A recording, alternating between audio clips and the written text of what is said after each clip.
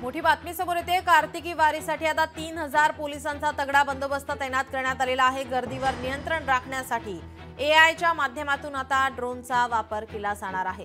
कार्तिकी वारीच्या सोहळ्यासाठी पंढरपुरात अधिकारी आणि कर्मचारी म्हणून 3000 पोलिसांचा बंदोबस्त आता तैनात करण्यात येणार आहे। ड्रोनच्या माध्यमातून गर्दीवर लक्ष ठेवलं जाईल, नियंत्रण राखून ठेवलं जाईल। पोलिसांनी आता सुरक्षेच्या दृष्टीने आता हे नियोजन केलेलं आहे। आषाढी वारीप्रमाणे एआय तंत्रज्ञानाचा पुरेपूर वापर यंदाच्या पोलीस बंदोबस्तातही आता होणार आहे।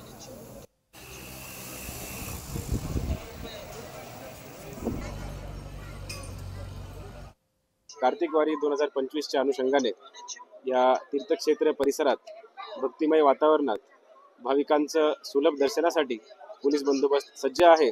या पोलीस बंदोबस्तामध्ये एकूण 12 डीवायएसपी, 30 पोलीस इन्स्पेक्टर व त्याचबरोबर 127 पीएसआय व एपीआय अधिकारी व त्याचबरोबर 1386 पोलीस कॉन्स्टेबल्स, त्यामध्ये वुमेन कॉन्स्टेबल्सही आहेत, त्याचबरोबर 1500 होमगार्ड्स असा बंदोबस्त आपल्याला मंजूर झाला आहे व तसं रिपोर्टिंग ही केली आहे।